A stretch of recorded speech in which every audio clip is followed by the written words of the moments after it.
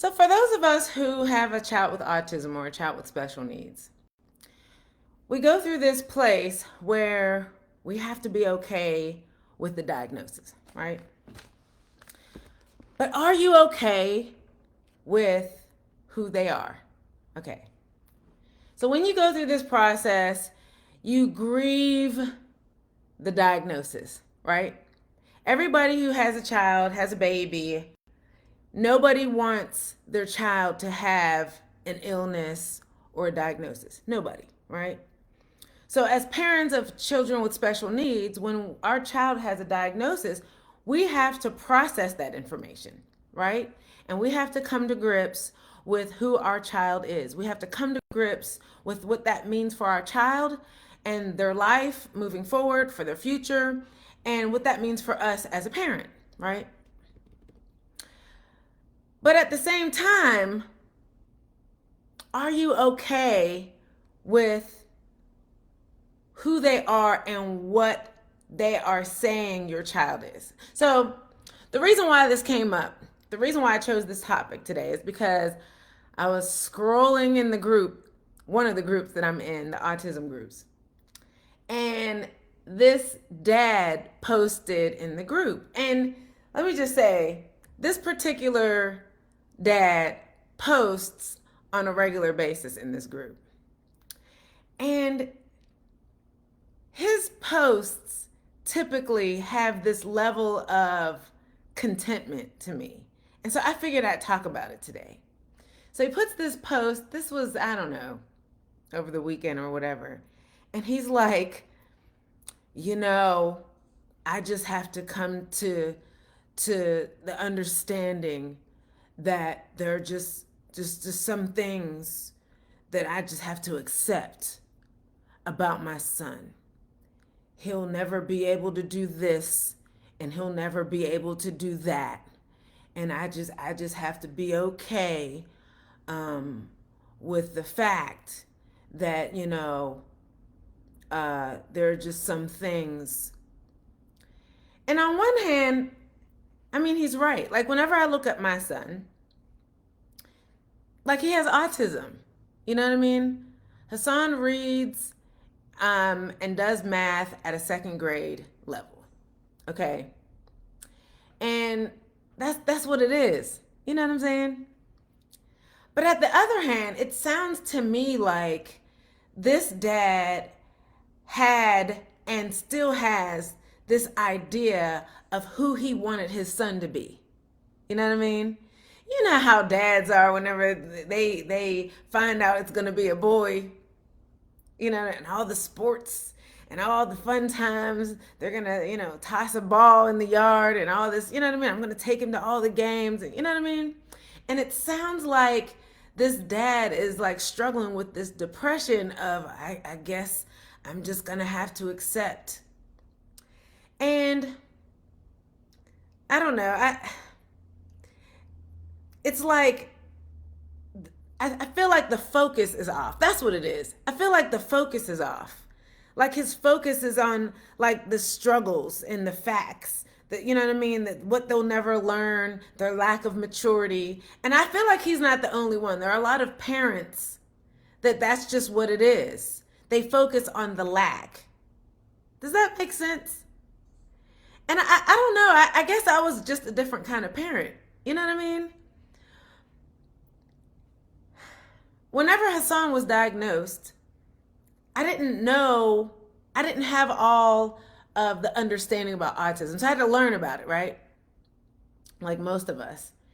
And whenever I understood what autism meant, I'm like, okay, I have to learn about what it is, but then I have to learn my son because, again, all children with autism are all different, right? But as time went on, I learned so much about Hassan, I didn't focus on what he couldn't do. I focused on what he could do. You know what I'm saying? So you may have heard me say this before in other videos. Whenever I found out he could work a TV remote, I was like, sir, he can use this device, point it at the TV, navigate these buttons on this remote, and make it turn to whatever channel he wanted. So he can make his brain understand how to work this TV with this device in his hand. Okay. So that tells me that he can work electronics. I'm learning about how his brain works. And listen, then he learned how to work the microwave oven. Then he learned how to work the washing machine. You see where I'm going with this? So as a mom, I started focusing on his strengths and what he could learn. I'm not sitting here trying to force him to learn how to read beyond a second grade reading level. If that's his limitation, you see what I'm saying? So my perspective was always to focus on, like, in spite of what he couldn't do, I was like, there were some things, instead of them saying, well, I'm just going to accept what he can't do. I was like, I'm going to refuse to accept that he can't go to college in spite of what he can't do. Does that make sense? Like, I know you're saying that he can't read beyond a second grade reading level, but to me, that doesn't equate to him not being able to go to college. Do you see what I'm saying? Because he can still learn. Because college is all about learning.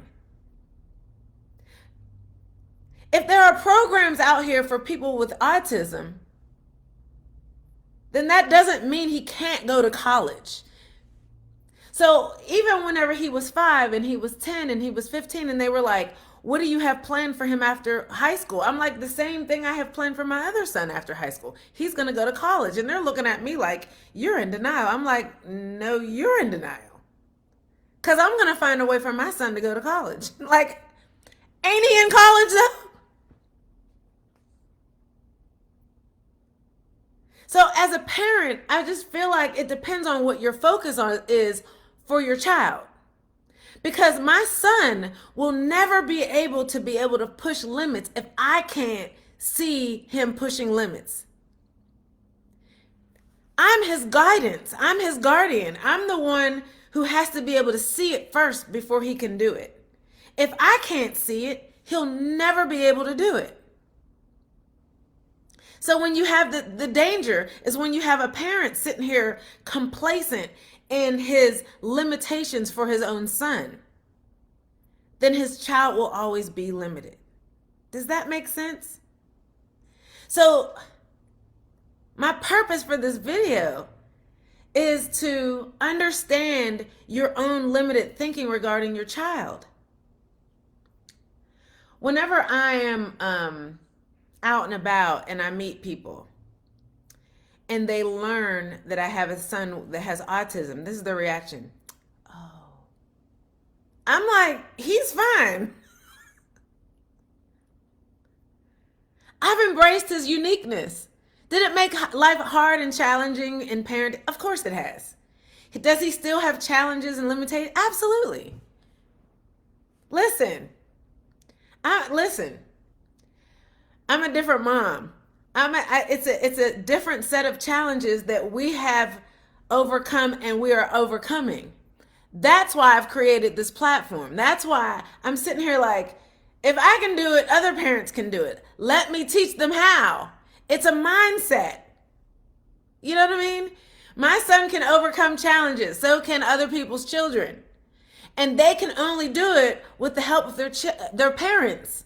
Their parents can help their children overcome challenges. But it first starts in the mindset of the parents. Hassan can do things because I first believe he can.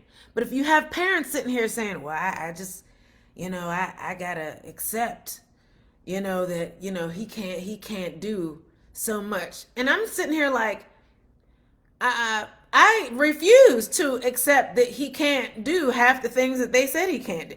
I refuse to accept that he can't work.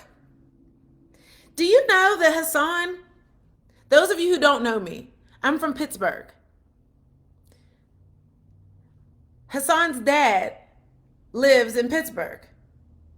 We live in Atlanta. Do you know Hassan flies to Pittsburgh like 2 or 3 times a year alone? He flies to Pittsburgh by himself. Because I believe he can.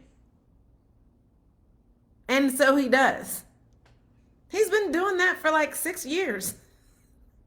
Like 2 or 3 or 4 times a year. Hassan loves to fly. Listen, but it first starts with my belief. If I don't believe he can do it, then he'll never do it. I talk to parents with special needs kids all the time, and I'm like, well, why don't you? I'll suggest something. They're like, oh, my kid could never. And I'm like, are you sure? Is that your fear or is it theirs? So I just want to encourage some parents. Your child can do some things that you don't believe he or she can do, but they probably can. Let me help you help your child do the things, okay? Your child is more capable than you think, okay? If you want to learn more about me, go to TerayWard.com, okay? Like this video for me, subscribe on YouTube. I'll see you in the next video. Thanks for watching. Have a good day. Bye-bye.